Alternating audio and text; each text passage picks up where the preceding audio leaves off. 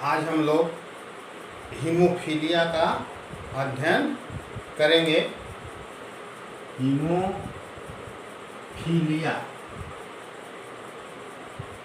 Haemophilia इसके पहले हम लोग कलर ब्लाइंडनेस वर्णांधता का अध्ययन किया था। आज हम लोग हीमोफीलिया का अध्ययन करेंगे। हीमोफीलिया भी एक मनुष्य में आनुवंशिकी विकार है, जेनेटिक डिसऑर्डर है, जो अप्रभावी जीन रिसेसिव जीन के कारण होता है और इसका जीन वर्णांधता की तरह ही यक्स गुणसूत्र पर पाया जाता है। जैसे देखिए, हीमोफीलिया को जॉन ऑटो नामक वैज्ञानिक ने डिस्कवर किया। फिर देखिए, इसको ब्लीडर्स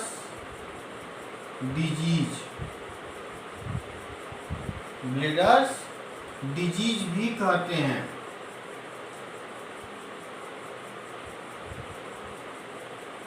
ब्लीडर्स रोग कहा जाता है इसे। क्यों? क्योंकि इस बीमारी में अगर मान लो क्या है, कहीं कट हो गया, देखेंगे जो खून बाहर आता है, ब्लड, तो ये आपका क्या होता है, 3 से 4 मिनट बाद खून आना बंद हो जाता है। क्यों? क्योंकि ब्लड क्लॉटिंग हो जाती है।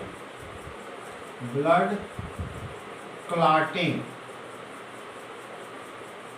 रक्त का थक्का बन जाता है। रक्त का थक्का बन जाने के कारण रक्त स्राव रुक जाता है। ठीक? लेकिन हीमोफीलिया की जो बीमारी होती है, इस बीमारी में कहीं पे भी चोट लगने पे, कट होने पे या शरीर के अंदर में कहीं अगर ब्लीडिंग हो रही है तो उसमें थक्का नहीं बनता है, जिससे उसमें रक्त स्राव या ब्लीडिंग होती रहती है। इसीलिए इसको हम क्या बोलते हैं, ब्लीडर्स रोग या ब्लीडर्स डिजीज बोला जाता है। देखिए, ये होता कैसे है, इसको जैसे हम कहते हैं यह यक्स लिंक्ड रिसेसिव जीन से होता है। रिसेसिव जीन, इसको याद रखिएगा तो हमेशा, बहुत ही इम्पॉर्टेंट जैसे ये है पॉइंट। यह यक्स संलग्न अप्रभावी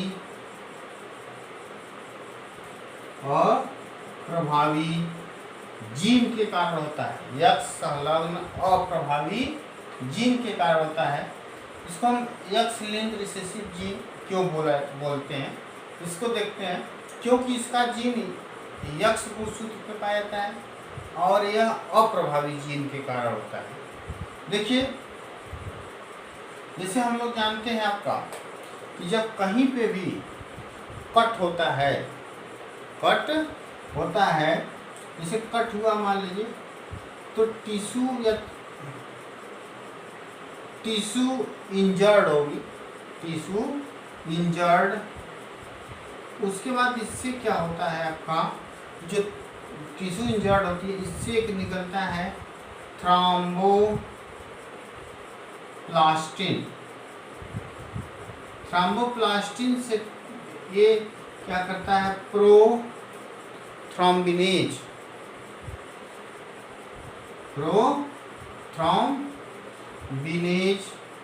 एंजाइम बनाएगा। फिर यह प्रोथ्रोम्बिनेज एंजाइम फैक्टर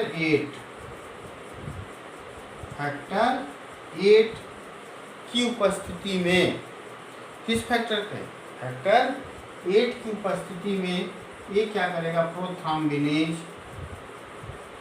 प्रोथ्रोम्बिन को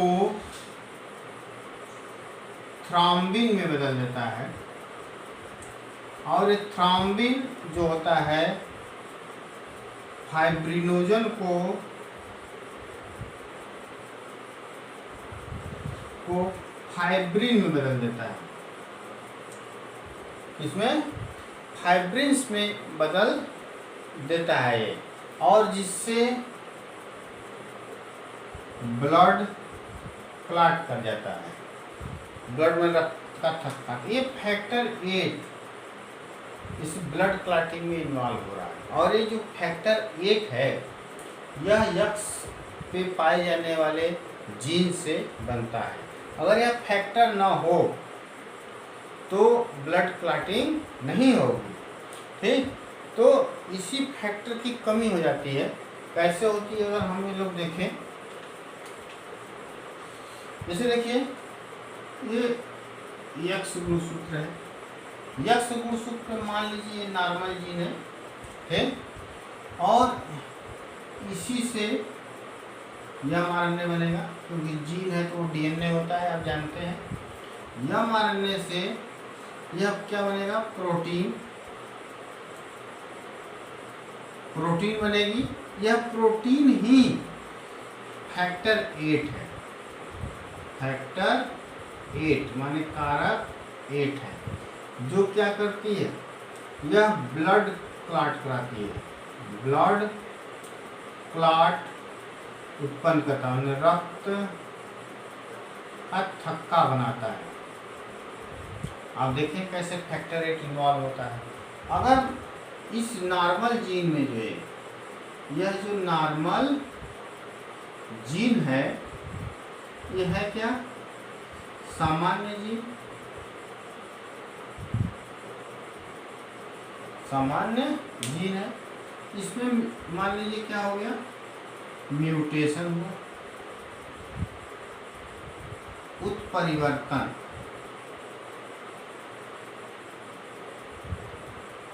उत्परिवर्तन जब हो जाएगा ये चेंज हो गया नॉर्मल जीन, इसको हम स्मॉल एस से दिखा दे रहे हैं।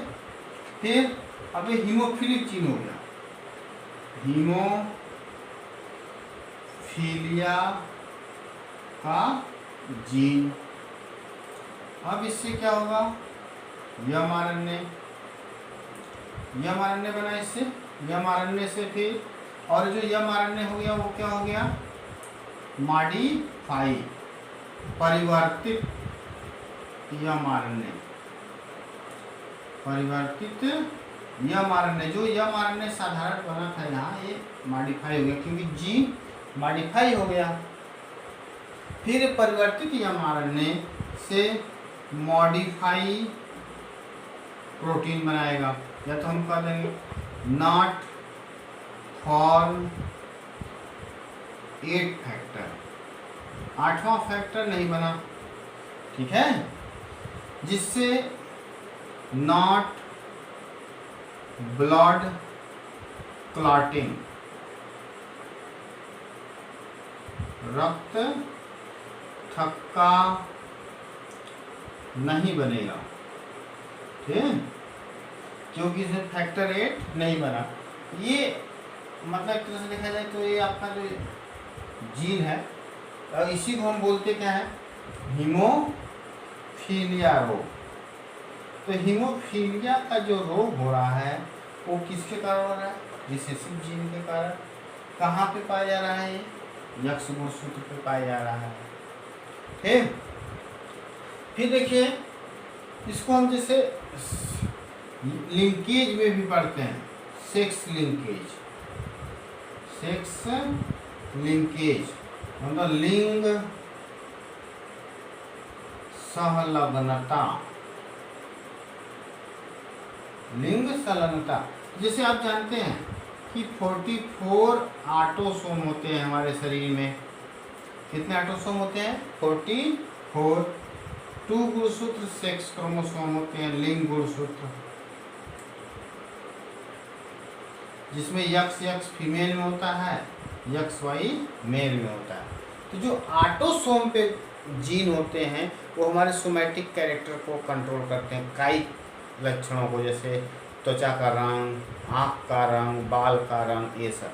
लेकिन जो लिंग गुणसूत्र XY पे पाए जाते हैं वह क्या करते हैं कि लिंग का निर्धारण करते हैं। लेकिन इसी यक्स गुणसूत्र पर या तो वाई पे मतलब लिंग के निर्धारण करने वाले जीन के साथ साथ जो कायिक लक्षण है, जैसे स्किन का कलर, रक्त का, ये सभी मैंने कहता है क्या कायिक लक्षण को कंट्रोल करने वाले भी कुछ जीन कहाँ पाए जाते हैं, लिंग गुणसूत्र पे। तो जब इनका वंशागति होती है, इनका इनहेरिटेंस होता है, तो ये क्या करते हैं, सेक्स को फॉलो करते हैं। जैसे अगर वाई गुणसूत्र पे कोई जीन है, अगर मान लीजिए कोई, तो केवल पुरुष को जाएगा, लड़के को जाएगा। अगर यक्स गुणसूत्र जो है अगर माता को है, वह यक्स गुणसूत्र माता से दोनों लड़कों और लड़कियों दोनों में डिस्ट्रीब्यूट होता है, जबकि पिता का यक्स गुणसूत्र वह केवल लड़की को जाता है। ठीक है, तो यह आपका कहता है जो सोमैटिक कैरेक्टर या कायिक लक्षण वाले जीन अगर लिंग गुणसूत्र पर पाया जाए तो वह वंशागति के समय सेक्स लिंग को मतलब फॉलो करते हैं। तो कैसे इनकी वंशागति होती है लिंग के आधार पे, वहीं हम पढ़ते हैं सेक्स लिंकेज में, लिंग संलग्नता। तो आपका ये हीमोफीलिया, कलर ब्लाइंडनेस, ये सब लिंग संलग्नता के आपका उदाहरण हैं। देखिए, जैसे अगर हम देखें पुरुष में मेल,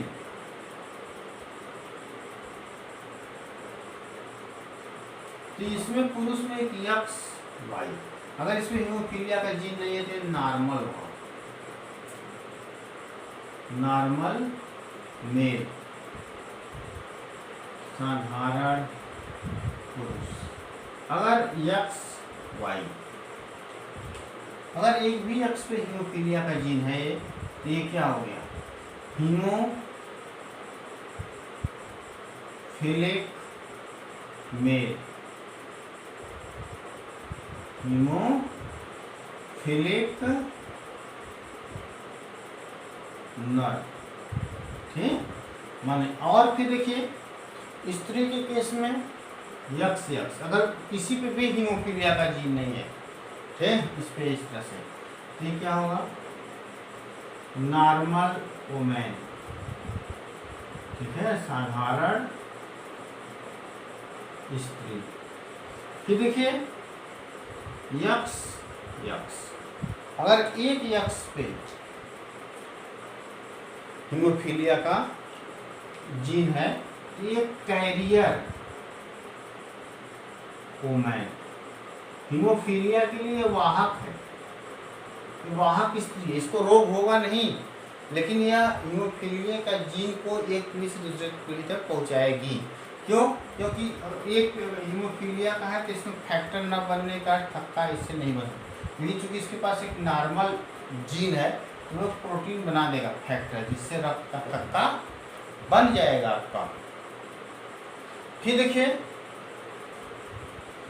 यक्स यक्स, इसमें जैसे ये एच है, ये एच, दोनों पे अगर मान लीजिए हीमोफीलिया का जीन है तो ये हीमोफिलिक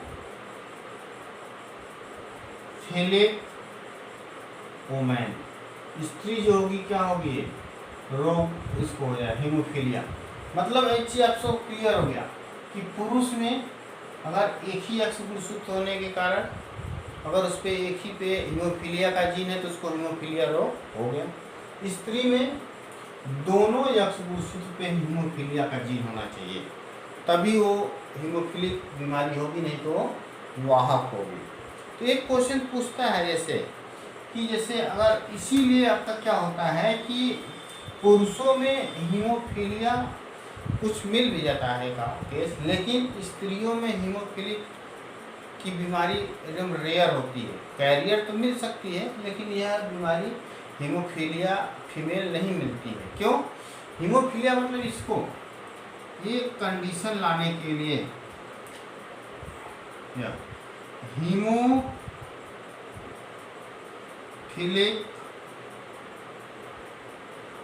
स्त्री माने तो लड़की, हीमोफिलिक लड़की कब उत्पन्न होगी? यक्स यक्स, ये जब उसी समय उत्पन्न होगी जब उसका पिता, जब इसका फादर क्या हो आपका यक्स वाई, यह हीमोफिलिक हो, यह हीमोफिलिक, इसको हीमोफीलिया की बीमारी हो और इसकी माँ कम से कम कैरियर हो, क्या हो, कैरियर हो, इसके एक पे एक, मदर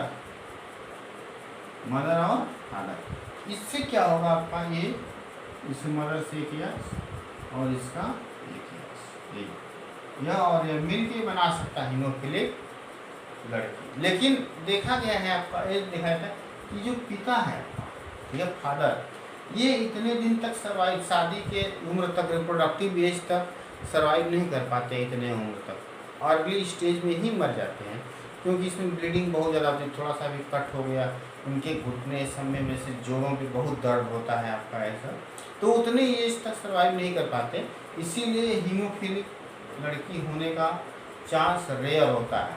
लेकिन चूँकि सन हो सकता है, क्योंकि उसकी माँ जब कैरियर, उसकी माँ कैरियर हो और उसका पिता क्या हो, नॉर्मल है, मान लीजिए इसको हम हटा लीजिए, जैसे इस तरह से अगर हम कर देंगे, ये कंडीशन है, हाँ, फादर क्या है, नॉर्मल, साधारण, और मदर क्या है आपका, कैरियर है, ये वाहक है, ठीक। इस कंडीशन में क्या हो सकता है आपका, जैसे y है, ए यक्स y, इस कंडीशन में जो सन होगा, यह सन हीमोफिलिक होगा। इस कंडीशन में कैरियर माँ और नॉर्मल पिता का जो लड़का है वो हीमोफिलिक हो सकता है। तो लड़के में हीमोफिलिक होने का चांस होता है, लेकिन लड़कियों में बहुत रेयर होता है एकदम। फिर जैसे इससे क्वेश्चन आते हैं कि अगर फादर उसका नॉर्मल है और माता क्या है, वाहक है, तो उसकी संतानों में कितने % हीमोफिलिक बीमारी होगी। तो जैसे आपका ये देख लिए, अगर मान लीजिए यह और ये दोनों यक्स, तो ये आपका क्या हो गया है, कैरियर गर्ल, ठीक है, तो वाहक लड़की होगी, इसको हीमोफीलिया होगा नहीं। फिर अब एक यक्स है, यक्स, ये नॉर्मल गर्ल, फिर ये यक्स वाई, ये नॉर्मल सन, नॉर्मल इस तरह से देखा जाएगा। पूछा जाएगा कितना % संतान हीमोफिलिक है, तो 25% संतान इसकी हीमोफिलिक होगी। अगर पूछ देगी कितने % लड़के हीमोफिलिक होंगे, तो 50%, क्योंकि 2 लड़के हैं मान लीजिए, 2 में से मैंने आधा हीमोफिलिक है, तो उस समय केस हम दिखाएंगे 50%। तो ऐसे आपके क्वेश्चन आते हैं सभी जगह, नीट के एग्जाम में आए या तो आपका बोर्ड के एग्जाम में, इस सबको आप कर लेंगे। इस तरह से पूरा दिया हुआ है, ठीक। इसको आप नोट्स को भी कर लीजिएगा, पढ़ लीजिएगा, कोई प्रॉब्लम होगी तो फिर बताइए।